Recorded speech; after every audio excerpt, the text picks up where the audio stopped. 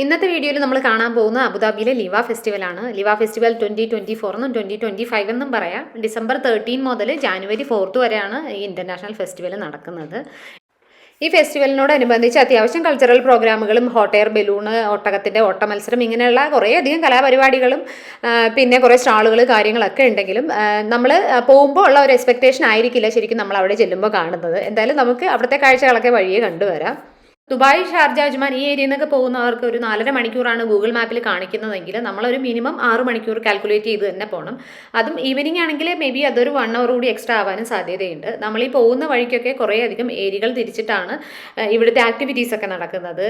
അതിൽ മെയിനായിട്ടുള്ളതെന്ന് പറയുന്നത് ഈ ഡെസേർട്ട് റൈഡേഴ്സിൻ്റെ മോട്ടോർ ആക്ടിവിറ്റീസാണ് കൂടുതലായിട്ടും ഉള്ളത്. അതിൻ്റേതായ ഒരു റഷ് നമുക്ക് ആ ഒരു ഏരിയയിലേക്ക് അടുക്കുമ്പോൾ നന്നായിട്ട് കിട്ടുന്നുണ്ടായിരുന്നു.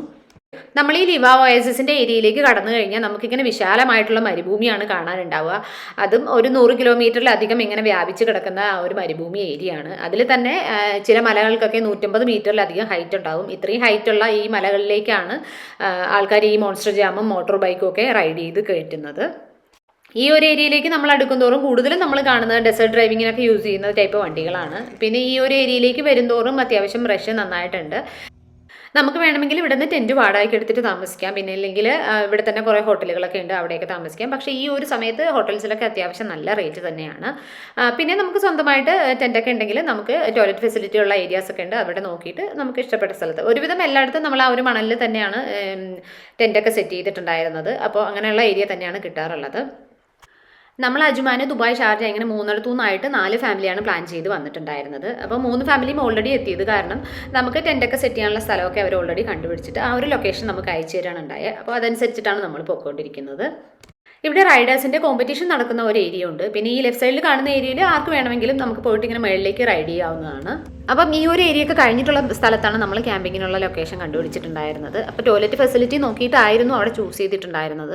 എന്നാലും കുറച്ചൊരു അറേഞ്ച്മെൻറ്റ്സ് ഒക്കെ കുറവുള്ളതുപോലെ തോന്നിയിട്ടുണ്ടായിരുന്നു. അവിടെ ടോയ്ലറ്റ് ഫെസിലിറ്റി ഒക്കെ ഉണ്ടായിരുന്നെങ്കിലും ഇടയ്ക്ക് അവിടെ ഇങ്ങനെ വെള്ളം തീർന്നു പോകുന്നു, കുറച്ച് നേരത്തേക്ക് അവർ പൂട്ടിയിടുന്നു, അങ്ങനെയുള്ള സംഭവങ്ങളൊക്കെ ഉണ്ടായിരുന്നു. പിന്നെ സ്വന്തമായിട്ട് ടെൻറ്റ് കൊണ്ടുവന്ന് ക്യാമ്പ് ചെയ്യുന്നവരെ ശ്രദ്ധിക്കേണ്ട ഒരു കാര്യം എന്താണെന്ന് വെച്ച് കഴിഞ്ഞാൽ നമ്മളിപ്പോൾ റോഡിൽ നിന്ന് ഉള്ളിലോട്ട് കയറി മണലിൻ്റെ ഭാഗത്തായിരിക്കും ടെൻറ്റൊക്കെ ചെയ്യുന്നത്. അപ്പോൾ ഉള്ളിലേക്ക് കയറുന്ന സമയത്ത് നമുക്ക് പറ്റുവാണെങ്കിൽ അതിൻ്റെ വണ്ടിയുടെ ടയറിലെ എയറൊക്കെ കുറച്ചിട്ട് തന്നെ പോകാൻ ശ്രദ്ധിക്കുക. ഒരുപാട് പേര് അവിടെ ഇങ്ങനെ സ്റ്റക്ക് ആവുന്നുണ്ടായിരുന്നു. പിന്നെ ഇത് കുറയ്ക്കാനും ഇത് റീഫില്ല് ചെയ്ത് തരാനും ഒക്കെ മെയിനായിട്ടുള്ള ഏരിയയിലെല്ലാം തന്നെ ഗ്യാസ് സ്റ്റേഷൻ പോലെയുള്ള ചെറിയ വണ്ടികളിൽ ഇങ്ങനെ നിന്നിട്ട് ചെയ്യാനുള്ള ഓപ്ഷൻസ് ഉണ്ടായിരുന്നു. അതുപോലെ തന്നെ പെട്രോൾ സ്റ്റേഷൻസും എല്ലാ മെയിൻ ഏരിയയിലും ഒക്കെ ഉണ്ടായിരുന്നു. ഇതുപോലെയുള്ള വാനുകളിലാണ് ഇപ്പോൾ നമുക്ക് പോയിട്ട് അപ്പം വേണം എന്നുള്ളവർക്ക്, ഇതുപോലെ ഇവിടെ ഒത്തിരി പേര് റൈഡ് ചെയ്തുകൊണ്ടിരിക്കുന്നതുകൊണ്ട് തീരുന്നവർക്ക് അപ്പം വന്നിട്ട് ഫില്ല് ചെയ്യാൻ കണക്കിനുള്ള പാകത്തിലുള്ള കാര്യങ്ങളൊക്കെ ചെയ്തിട്ടുണ്ടായിരുന്നു. പിന്നെ തീരെ ചെറിയ കുഞ്ഞുങ്ങളൊക്കെ ഉള്ളവർ ഓവർനൈറ്റ് സ്റ്റേക്ക് പോകാണ്ടിരിക്കുകയാണ് നല്ലത്. രാത്രിയിൽ ഫുള്ളായിട്ട് ഈ മോട്ടോർ റൈഡേഴ്സിൻ്റെ ഒക്കെ സൗണ്ട് കാരണം നമുക്ക് അത്യാവശ്യം ഉറങ്ങാൻ പറ്റില്ല. നന്നായിട്ട് എൻജോയ് ചെയ്യാൻ വേണ്ടിയിട്ട് പോകുന്നവർക്ക് ബെസ്റ്റ് ഓപ്ഷനാണ്.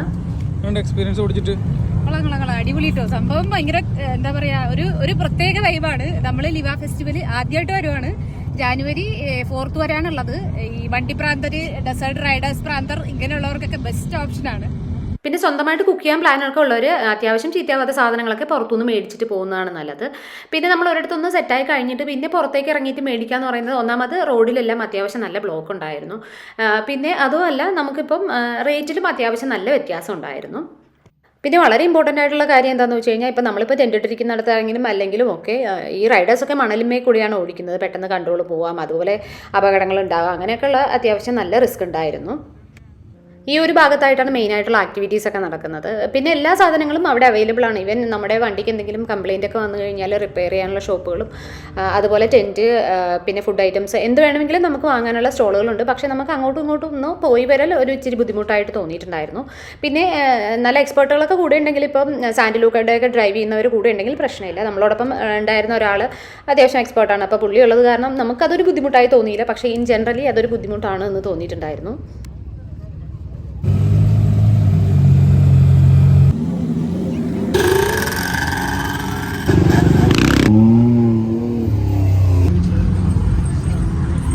ഇവിടെ നേരെ ഓപ്പോസിറ്റ് ആയിട്ട് സാൻഡൂണിൽ ഇങ്ങനെ ലൈൻസ് ഒക്കെ ഇട്ട പോലെ കളർ ലൈറ്റ് ഒക്കെ ചെയ്തിരിക്കുന്ന ആ ഭാഗത്താണ് കോമ്പറ്റീഷൻ നടക്കാറുള്ളത്. അതിനോട് ചേർന്ന് തന്നെയാണ് ജനറലി പ്രാക്ടീസ് ചെയ്യാനുള്ള ഒരു ഏരിയ ഉള്ളത്. അത് നമ്മൾ നേരത്തെ വീഡിയോയിൽ കണ്ടിട്ടുണ്ടായിരുന്നു. ആൾക്കാർ ഇങ്ങനെ ഒത്തിരി ഓടിച്ചൊക്കെ പോകുന്നത് കണ്ടിട്ടുണ്ടായിരുന്നു. പിന്നെ ഇതിന് നേരെ ഓപ്പോസിറ്റ് ആയിട്ടാണ് ക്യാമ്പിംഗ് എക്സസറീസിൻ്റെയും ടെൻറ്റുകളുടെയൊക്കെ ഏരിയ വരുന്നത്.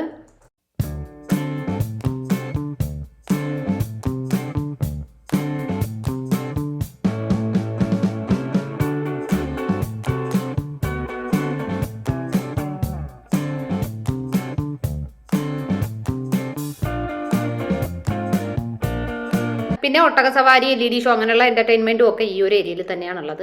പിന്നെ അതുപോലെ തന്നെ നമുക്ക് ലുലുവിൻ്റെ ഒരു സ്റ്റോൾ കണ്ടിട്ട്, സ്റ്റോളല്ല, ഒരു അത്യാവശ്യം വലിപ്പമുള്ള ഒരു ടെമ്പററി ആയിട്ടുള്ള ഷോപ്പുകൾ തന്നെയാണ് ഇവിടെ എല്ലാം. അങ്ങനെ ഒരു ഷോപ്പ് കണ്ടിട്ടുണ്ടായിരുന്നു. പിന്നെ ബിഗ് മാർട്ട്, പിന്നെ AD കോപ്പ് എന്ന് പറഞ്ഞിട്ട് ഈ ഒരു ഷോപ്പിലാണ് അത്യാവശ്യം നല്ല റീസണബിൾ ആയിട്ട് തോന്നിയിട്ടുണ്ടായിരുന്നത്.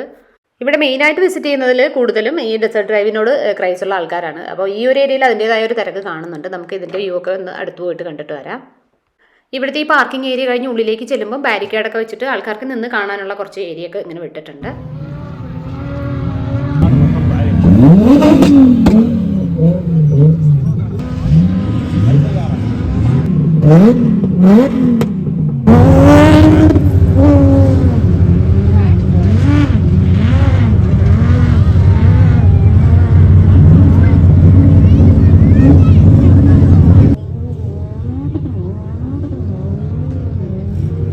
ഈ ഒരു ഏരിയയിലൊക്കെ അത്യാവശ്യം നല്ല തിരക്കുണ്ടായിരുന്നു. നമ്മുടെ നാട്ടിൽ ഉത്സവപ്പറമ്പിൽ ചെണ്ടമേളം നടക്കുന്നിടത്ത് കാണുന്ന പോലെയാണ് ഏകദേശം. ശരിക്കും അവിടെ നിൽക്കുമ്പോൾ നമുക്കൊരു പ്രത്യേക ഒരു വൈബുമാണ്. ആ ഒരു വണ്ടികളിൽ ഇങ്ങനെ ഒച്ചയും പിന്നെ ആ ഒരു ഓരോ അഭ്യാസങ്ങളൊക്കെ കാണുമ്പോഴത്തേക്കും ഒരു പ്രത്യേക വൈബ് തന്നെയാണ്.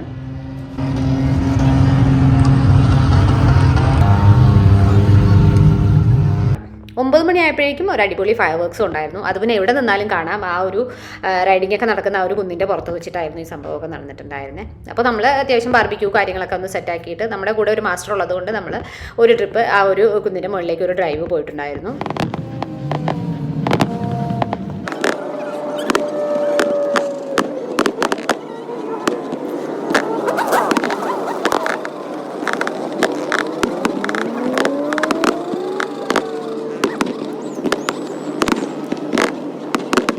ഞങ്ങൾ ഈ കഴിഞ്ഞ സാറ്റർഡേ ആണ് പോയിട്ടുണ്ടായിരുന്നത്. അപ്പോൾ വീക്കെൻഡ് ആയതുകൊണ്ടായിരിക്കും അത്യാവശ്യം കുറച്ചധികം നേരം ഉണ്ടായിരുന്നു.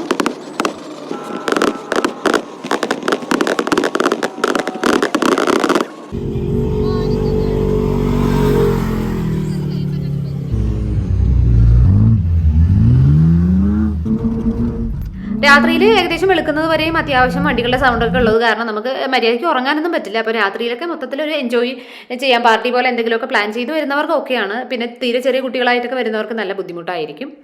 പിന്നെ വെളുപ്പിനൊക്കെ നല്ല തണുപ്പുണ്ടായിരുന്നു. അപ്പോൾ അതിനുവേണ്ട കാര്യങ്ങളൊക്കെ അറേഞ്ച് ചെയ്തിട്ട് വേണം പോകാൻ. പിന്നെ രാത്രിയിൽ തണുപ്പായിരുന്നുവെങ്കിലും രാവിലെ എഴുന്നേൽക്കുമ്പോൾ തന്നെ നമ്മൾ മരുഭൂമിയുടെ നടുക്കാണ് നിൽക്കുന്നത്. അതിൻ്റേതായ ഒരു ചൂട് നമുക്ക് ഫീൽ ചെയ്ത് തുടങ്ങിയിട്ടുണ്ടായിരുന്നു. അപ്പോൾ നമ്മൾ വേഗം ബ്രേക്ക്ഫാസ്റ്റ് ഒക്കെ കഴിഞ്ഞിട്ട് ഈ ചായ അടിച്ച് നിൽക്കുന്നതാണ് നമ്മുടെ മെയിൻ മാസ്റ്റർ.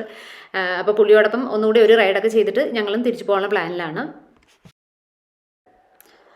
അപ്പോൾ ഡ്രൈവ് പോകുന്നതിന് മുന്നേ തന്നെ വണ്ടിയിലെ എയറൊക്കെ നന്നായിട്ട് കുറച്ചിട്ട് വേണം പോകേണ്ടത്. അപ്പോൾ ഇതിങ്ങനെ കുറയ്ക്കുന്നത് സംഭവം എളുപ്പമാണെങ്കിലും പിന്നെ രണ്ടാമത് റീഫിൽ ചെയ്യുന്നത് കുറച്ച് സമയം എടുക്കും. അപ്പോൾ നമുക്ക് 4 വണ്ടിയുള്ളത് കാരണം അത് റീഫിൽ ചെയ്യുന്നതിന് വേണ്ടിയിട്ട് നമ്മളപ്പോൾ അവിടെ ഒരു പാർക്കിംഗ് ഏരിയയിൽ തന്നെ ഉണ്ടായിരുന്നു, ഓപ്ഷൻ ഉണ്ടായിരുന്നു. അപ്പോൾ അവിടെ പോയിട്ട് റീഫിൽ ചെയ്തിട്ടായിരുന്നു പോന്നിട്ടുണ്ടായിരുന്നത്.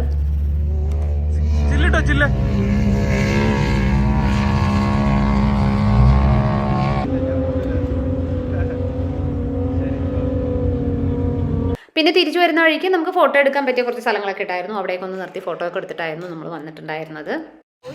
അധികം ഇതിനോട് പ്രൈസ് ഒന്നും ഇല്ലാത്തവർക്ക് ഒരു പ്രാവശ്യമൊക്കെ ട്രൈ ചെയ്യാൻ പറ്റും. രാത്രി ഒരു തുള്ളി നമുക്ക് ഉറങ്ങാൻ പറ്റത്തില്ല. ഫുള്ളി വണ്ടികൾ എന്നുള്ള ഒച്ച ഉണ്ടാക്കിക്കൊണ്ടിരിക്കും. പിന്നെ ഉറങ്ങാനൊന്നും പ്ലാൻ ഇല്ലാത്തവർ രാത്രി ഫുൾ അർമാദിക്കാൻ വേണ്ടി വരുന്നവർക്കാണെങ്കിൽ ഓക്കെയാണ്.